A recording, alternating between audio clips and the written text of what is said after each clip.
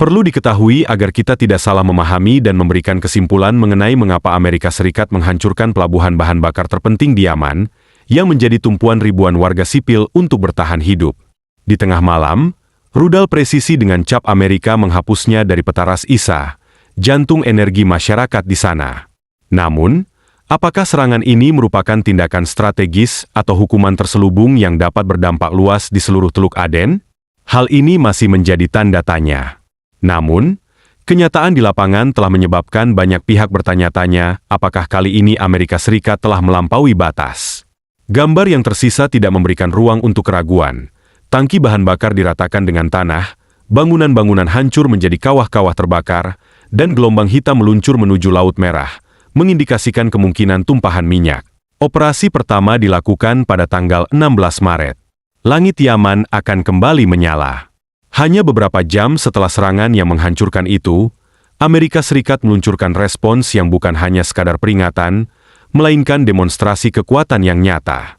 Dari dek USS Stout dan Jason Dunham, dua kapal perusak Angkatan Laut AS, peluncuran rudal Tomahawk dilakukan secara bersamaan.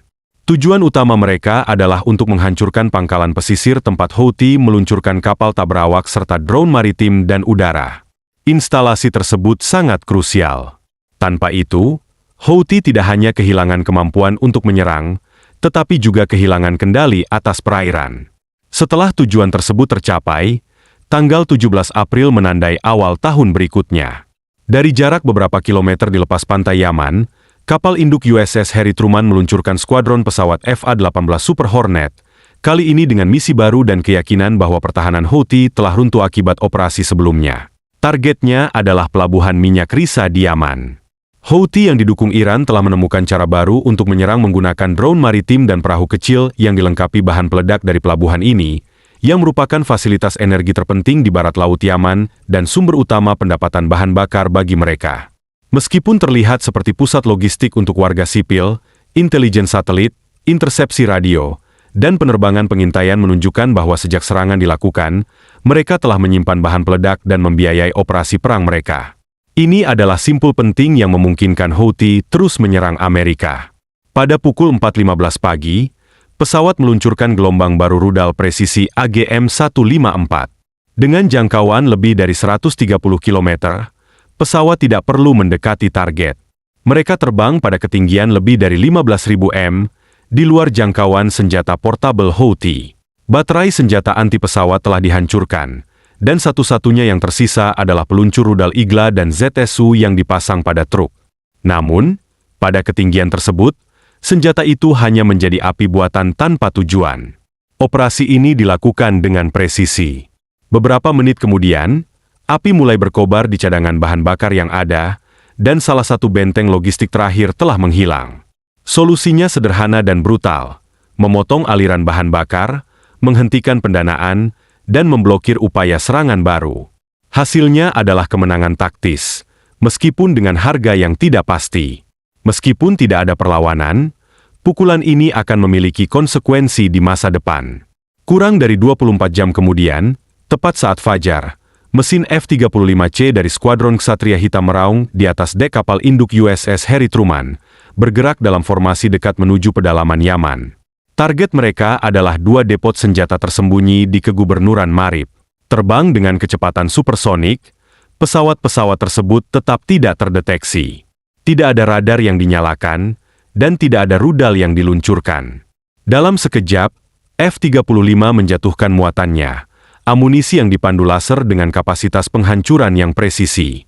Ledakan yang terjadi tidak hanya menghapus kedua depo tersebut dari peta, tetapi juga mengkonfirmasi sesuatu yang lebih mengkhawatirkan. Houthi tidak hanya telah dipukul, tetapi juga ditinggalkan dalam keadaan benar-benar tidak berdaya, atau setidaknya, mereka percaya demikian. Namun, saat kru USS Truman baru mulai menyajikan makan siang, peringatan berkumandang di seluruh pusat komando USS Ginsburg. Operator radar mendongak dari konsol mereka dan melihat gelombang kontak udara, lebih banyak dari biasanya. Kali ini, Houthi tidak akan mengukur kekuatan mereka. Mereka telah meluncurkan sepasang rudal E-802. Hari ini, mereka memutuskan untuk mengerahkan seluruh persenjataan mereka dalam satu serangan besar-besaran yang berfokus pada satu tujuan, Ginsburg. Ini adalah taruhan yang putus asa. Jika mereka berhasil menembus pertahanan fregat tunggal, mungkin saja bisa mencapai sasaran, tetapi mereka tidak memiliki strategi yang matang. Petugas tindakan taktis Ginsburg mengamati radar. Mereka dapat melacak hingga 200 ancaman secara bersamaan, tetapi hanya bisa secara aktif terlibat dengan antara 12 dan 18 target sekaligus. Dengan lebih dari 1 belasan rudal mendekat, bukan hanya mereka mengambil risiko bahwa satu bisa lolos, tetapi drone kamuflase yang lebih lambat juga bisa menyelinap masuk di tengah kekacauan dan menyerang setelah dampak awal. Mereka menghadapi masalah perhitungan, tetapi juga seorang komandan yang penuh ketenangan. Kapten Ginsburg, saat menghadapi hujan api dalam hitungan detik, membuat keputusan yang melanggar semua aturan manual, tetapi dapat menyelamatkan nyawa mereka.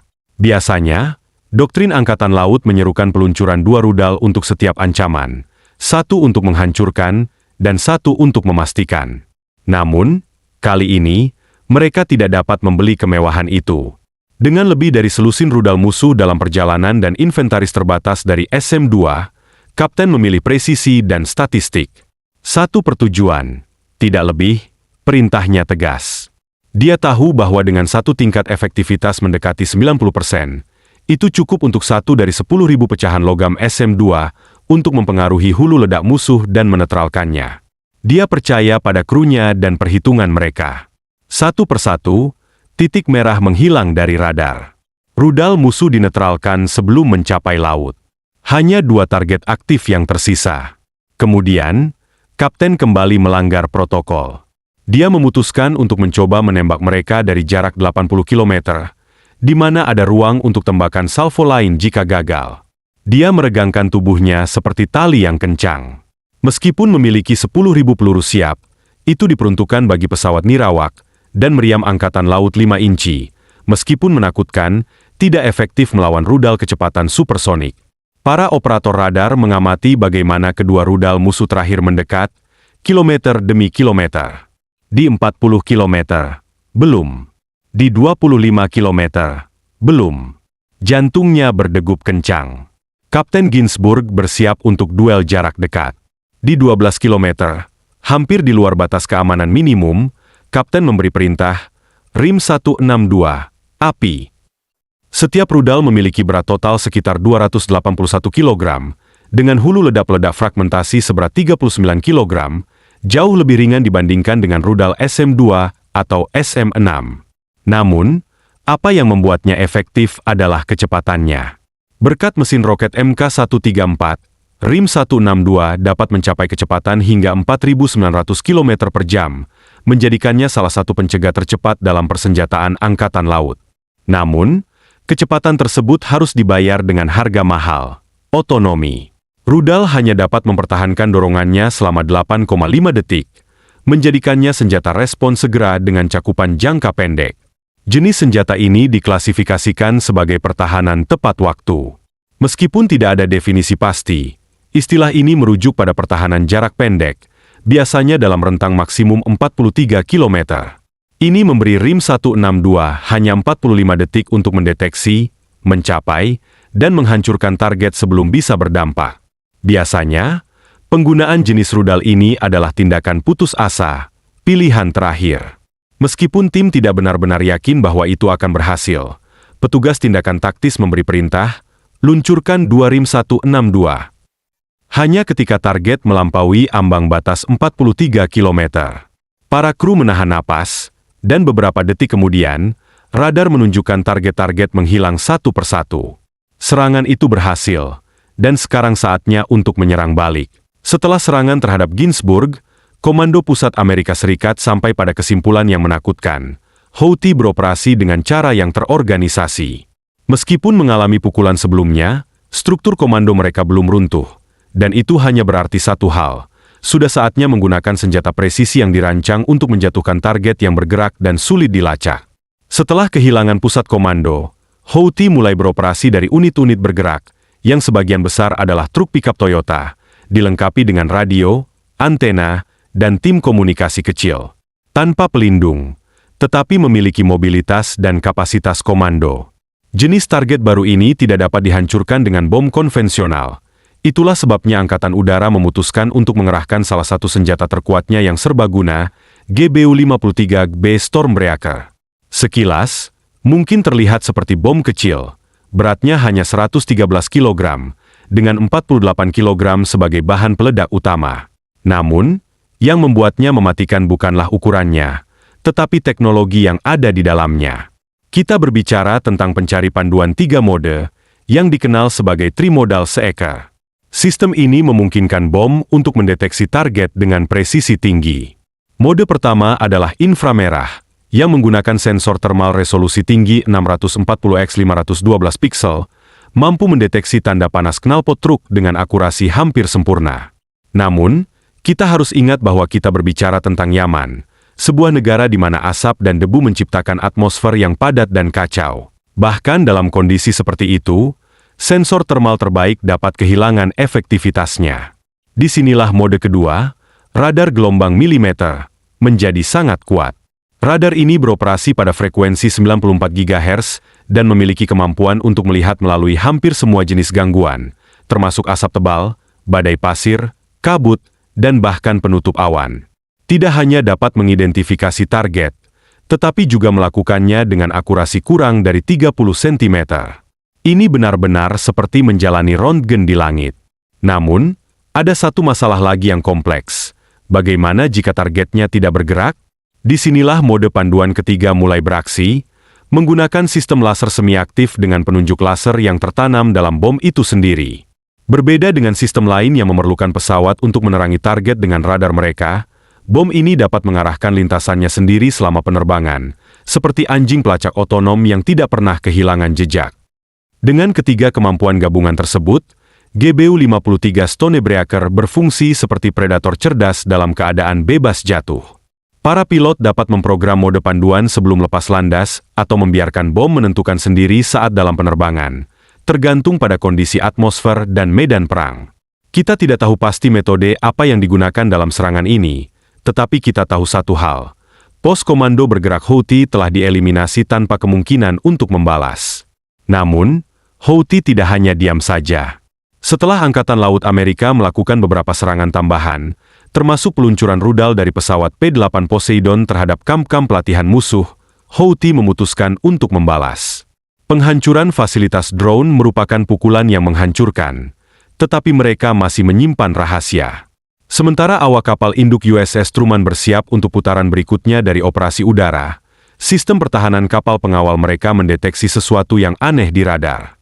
Itu bukan rudal, bukan pesawat, tetapi objek yang bergerak cepat dan langsung menuju armada angkatan laut. Operator menyesuaikan sensitivitas radar AN secara manual, dan di sana mereka melihatnya dengan jelas. Itu bukan kontak konvensional, melainkan segerombolan drone Houthi yang diprogram untuk menjenuhkan pertahanan kapal induk dan datang dengan tekad untuk melakukan terobosan.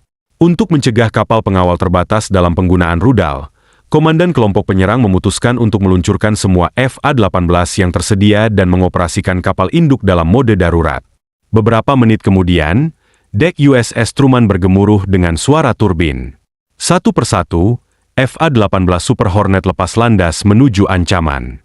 Namun, jika Anda memperhatikan sayapnya dengan seksama, Anda akan melihat sesuatu yang sangat berbeda tentang misi kali ini. Di ujung sayapnya bersinar rudal Lai-120 AMRAAM. Senjata udara-ke-udara unggulan Angkatan Udara dan Angkatan Laut Amerika Serikat, yang kali ini tidak akan memburu pesawat tempur, tetapi kawanan drone. Setiap Super Hornet dalam konfigurasi penuh dapat memuat hingga 10 rudal. Setiap rudal ini dapat mencapai kecepatan Mach 4 dan memiliki jangkauan efektif hampir 160 km. Meskipun dirancang untuk menembak jatuh jet tempur, AMRAAM telah terbukti mampu menembak jatuh rudal jelajah, balon mata-mata, dan bahkan kendaraan udara tak berawak. Namun, bagaimana seorang pilot dapat mendeteksi dan mengunci target sekecil drone yang hanya tampak sebagai titik di layar? Disinilah IRST Blok 2 berperan.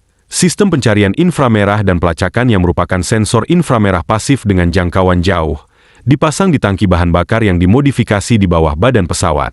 Sistem ini sangat canggih, mampu mendeteksi rudal balistik dari jarak 220 km, rudal jelajah dari 92 km, dan drone seukuran manusia hingga 148 km. Setiap unit dapat melacak hingga 2 target sekaligus dengan kapasitas panduan tembakan. Dengan lebih dari selusin pesawat di udara, kelompok udara Truman memiliki lebih dari cukup kekuatan untuk menghadapi penyergapan ini. Selama 7 jam berikutnya, mereka menangkis gelombang demi gelombang drone dengan presisi yang sangat akurat. Meskipun jumlah pasti tidak pernah terungkap, laporan perkiraan menunjukkan bahwa jumlahnya mencapai beberapa lusin. Saat malam tiba dan ancaman akhirnya dinetralkan, Komando Tinggi Amerika bingung. Bagaimana mungkin milisi dengan sumber daya terbatas dapat mengoordinasikan serangan udara seperti itu? Jelas ada dukungan dari pihak ketiga, dan itulah sebabnya dalam beberapa hari mendatang, Amerika Serikat mempersiapkan sebuah kampanye yang bertujuan untuk menghancurkan Houthi. Operasi ini tidak hanya bersifat militer, tetapi juga simbolis. Asap dari pelabuhan belum menghilang, dan sementara rudal kembali ke silo mereka dan pilot kembali ke kapal induk, satu pertanyaan masih menggantung di udara. Apakah perang benar-benar berhenti ketika Anda menghancurkan sumber bahan bakar yang memberi makan, ataukah Anda harus membakar semuanya dengan kekuatan yang lebih besar?